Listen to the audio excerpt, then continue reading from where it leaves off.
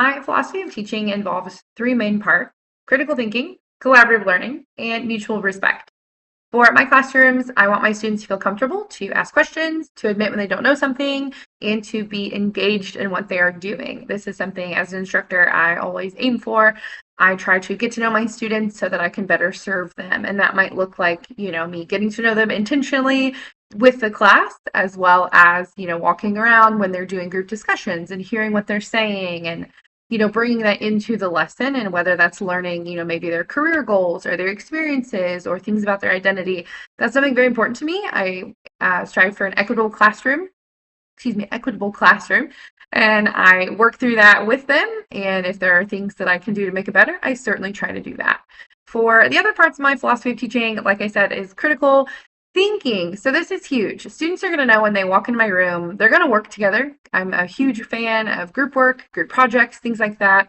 But they're also going to learn not what to think, but maybe how to think. How do we think deeper? How do we think differently? And we have to ask ourselves, why do we think the way we do? This type of self-reflection, this type of learning is really helpful in their development. And it kind of lets them kind of graduate between that role of like just getting information from someone and then being able to produce that information, produce that knowledge, go along that journey together. This is something extremely important to me. I have found success in this in my previous teaching experiences, and my students enjoy the fun atmosphere while also engaging as well. And for me, I would say that mutual respect is extremely important. The respect that, yes, at the end of the day, you can be a part of this journey with me. You can be an active participant in your learning, but at the end of the day, I am the professor, and there are just certain things that go along with that. And there's a trust there and respect that I'm going to, have all my stuff in order, and we're going to be prepared for class. We're going to walk through different lessons together. There will be room for collaboration. There will be room for questions. There will be opportunity for comment if you so choose.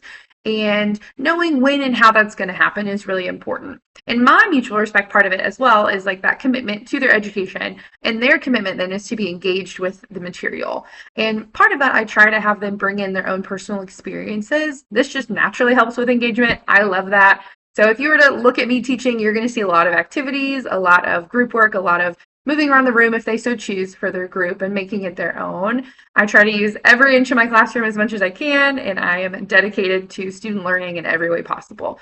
So that's a little bit about my teaching philosophy. It's a joy to teach. I love it. And the more I teach, the more I learn from my students. Thank you so much.